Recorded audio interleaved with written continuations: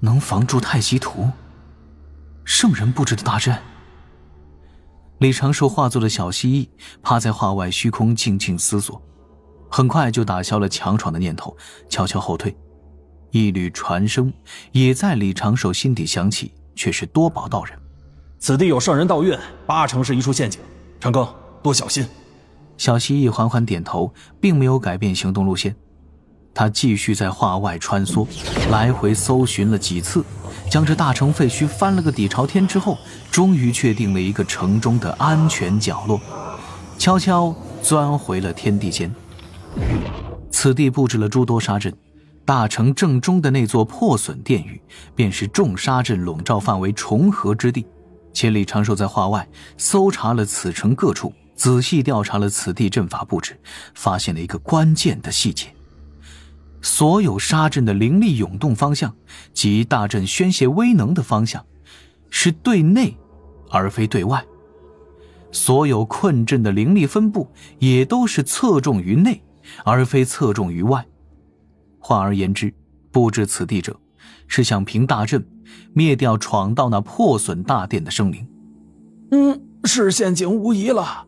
宝塔内，黄龙真人不由叹道：圣人出手布置阵法，大道震动引起长庚关注，此地布置怕是专门针对长庚啊，用心之歹毒，当真难以言说。李长寿的仙识传声落入琉璃宝塔，或许没这么简单。当心，一切自保为上。赵公明如此叮嘱着。李长寿答应一声，将小蜥蜴的变形散掉，化作背着葫芦的老道模样。他身形保持着虚诞状态，盘坐在这一座大城一处破屋的角落，又将手腕上的七情草环取下，放入了一只宝囊，却并未将宝囊封口。就听得叹声袅袅，一缕缕浅蓝色的波痕消散在李长寿身周，悲哀的情绪朝着远处荡漾开来。我好惨呐，好不容易出来一次，还被扔到这个冷冰冰的袋子里，看都看不到外面，还要被当作法宝来用。暂时保持沉默吧，这个悲伤程度刚好合适。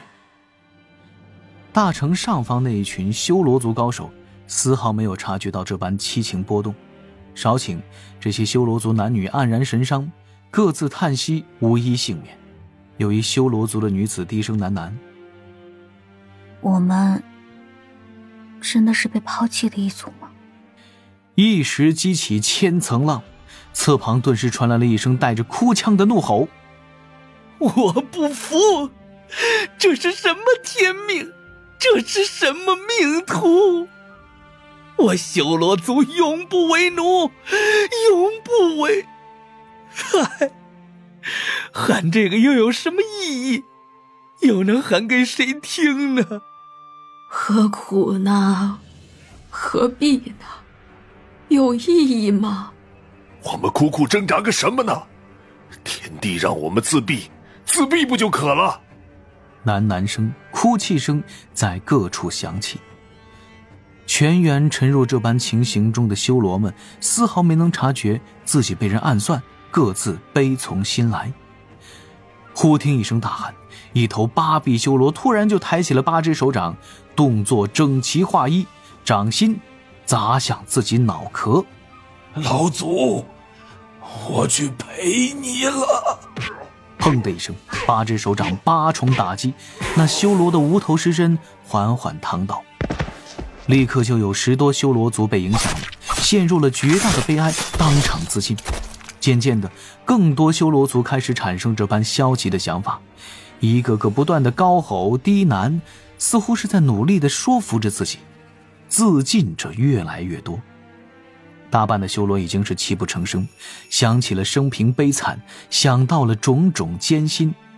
他们鲜少修道心，此时对于七情之力的抵御几乎为0。李长寿双手结印，对着手中宝囊道一句：可否请怒之化身一同出手？我管你！哎，太乙师兄，你怎么出来了？啊，那混账在哪儿？草环上七彩光芒流转，宝囊中多了一道虚影，正在那儿左右寻找。一层层浅红色的波纹在天地之间扩散开来。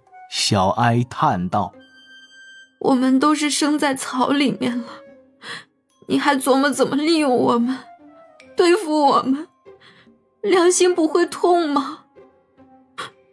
我太惨了，为什么要跟你当朋友？我更惨了，唯一的朋友也没了。怒之化身，你丫耍我！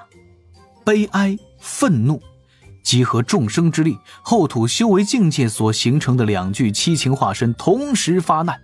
一时之间，大城废墟之外，众修罗仰头怒吼，天地之间仿佛出现了数百头濒死的凶兽，发出一声声不甘的怒吼。修罗不死，血海不枯，我们要为老祖报仇，要为老祖报仇啊！李长寿静静地看着这一幕，凭借着空明道心抵御七情之力，前后不过片刻，场面完全失控了。开始有修罗族坠入杀意，逐步疯狂，攻击同族，攻击此地阵法，提刀砍自己。李长寿略作思索，观察着此地众修罗的表现，最后选定实力较高、心境却最不稳的一位双臂修罗，开始仙识传声。底牌循循之音，孩子，你渴望得到老祖我的力量吗？怎么有种反派大魔王的既视感？宝塔之中，黄龙真人错愕地感受着外面的情形，张嘴却无言。这就是七情之力，还好七情之力并未流入琉璃宝塔，此地仙众也不必费心抵御。多宝道人笑道：嘿嘿，但凡各种麻烦事儿到了长庚手中啊，怎的都这般简单。多宝道人话音刚落，被李长寿蛊惑的一头双臂修罗突然就转身，不顾一切撞开面前摇摇欲坠的阵法，朝着大城正中那座存在着圣人道运的石殿砸来。一时激起千层浪，少说也有30-40头八臂修罗、6臂修罗紧随其后，如同一颗颗彗星撞向大殿的废墟。杀阵被触发，道道金光绽放，千丈剑气纵横，城中满是腥风血雨。李长寿的身影不知何时已在那个角落消失不见。空白，血海底部陷入了糟乱的大城废墟中，那群修罗族高手莫名其妙心态就崩了，又怒又悲，杀意难定，行为越发疯狂。李长寿趁乱摸鱼，用太极图融过此地的重重阵法，悄悄地闯入了大城之下。但是当他小心探查下方情形时，也不由得微微皱眉。下方只有灵气化作的云雾，除此空无一物。就如9天之上的虚空，血海底部再向下探寻，同样也会是天外虚空。判断错了。李长寿的身形迅速下沉，快速远离头顶的大城。那些修罗高手，大城废墟之中复杂的阵法布置，大城下方的这般情形，仿佛都在努力证明此地不过是一处陷阱，被李长寿借后土娘娘七情化身之力轻松破掉的陷阱。琉璃宝塔内，众道门高手此时都在沉思。金陵圣母道：很明显了，此地要么是针对长庚师弟的一处陷阱，要么是吸引咱们前来的箭靶，声东击西。赵公明抚须沉吟，斟酌了一下字句，用低沉醇厚的男低音道：咱们接下来该去哪方找寻呢？突出一个沉稳有力，上流优雅。金陵圣母答曰：此时大劫将临，天地混淆，这血海又非四海，有异常之处数不胜数，也藏了不少实力强横的凶手。想搜寻出西方教立第2轮回之地，绝非易事。太乙真人双手揣在袖中笑道：嘿嘿，有长庚在，咱们与其担心这个，倒不如担心稍后七情化身再失控，该如何应对。玉鼎真人闻言眉头轻皱，师兄，怒之化身已回了草环，可否先在贫道身上下来？太乙真人低头看了眼，尴尬一笑，自玉鼎真人的左肩跳了下来，抬手扫了扫玉鼎真人的肩头。一时情急，一时情急。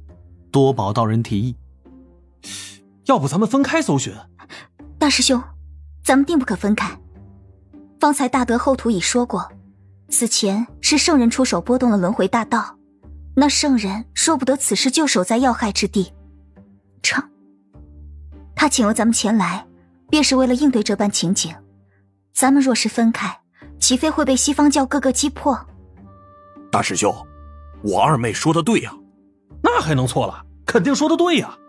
刚才是为兄失言，出了昏招，师妹勿怪。一旁太乙真人禁不住乐了。咱们两教可有交情在此嘛？截教4位高手皱眉看去，太乙真人双腿微微一软，好在侧旁黄龙真人及时开口，笑着岔开话题，聊起了后续该如何应对。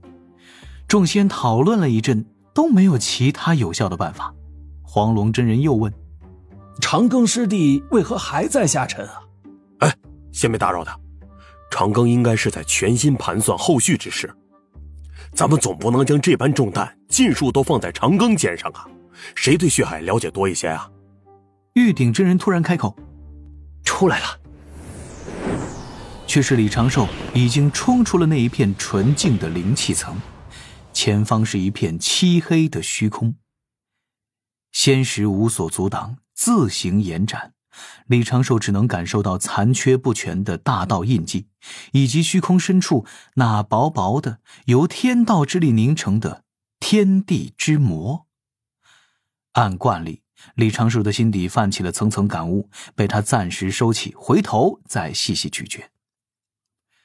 层上9天，探手就可摘得日月星辰；层下9幽，血海穷尽，不过同归虚无。但是随之，李长寿没有直接转身回返，反而是在空无一物的黑暗中盘坐了下来，静静思索，整理此时已经掌握的讯息。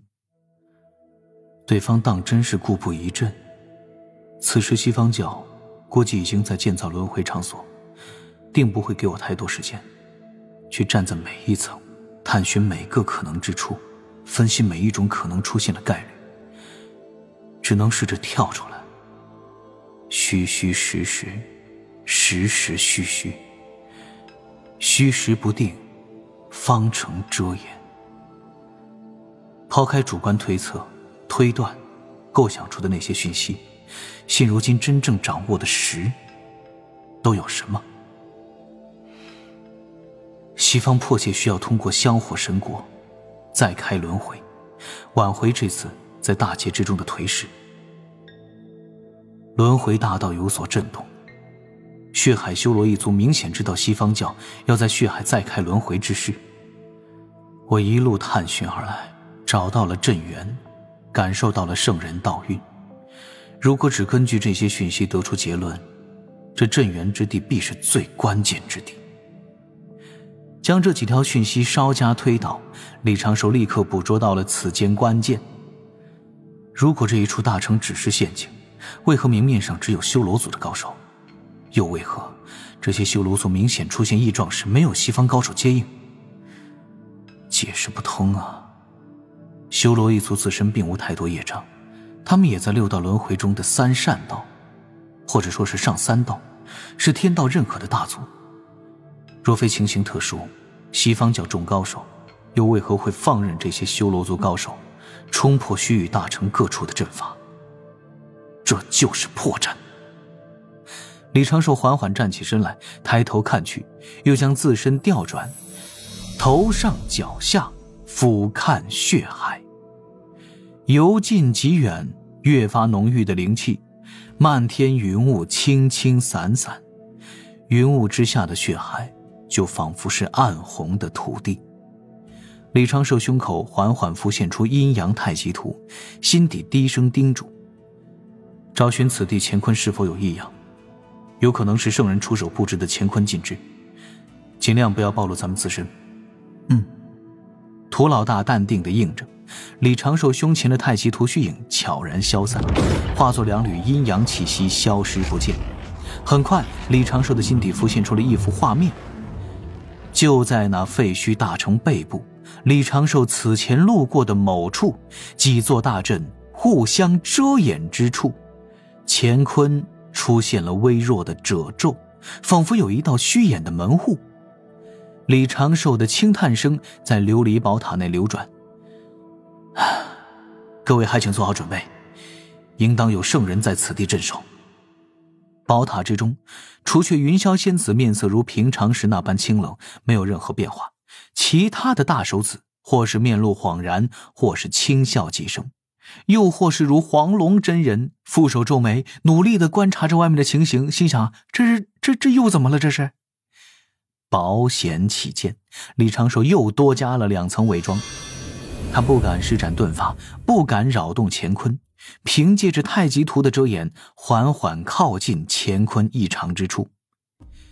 因为七情之力之前就已经收敛了，正面的大城废墟已经再次安静下来。一群修罗族高手看着自己亲手弄乱的大阵布局，看着分布在各处的同伴尸身，他们疑惑、震惊、不安，紧绷起心神，守在那一座废弃的大殿周遭。自始至终，修罗们连李长寿的影子都没有见到，完全不知刚才为何会集体失控。甚至不少修罗高手还以为自己是被大劫给影响到了。修罗的劫难就是要学会自尽吗？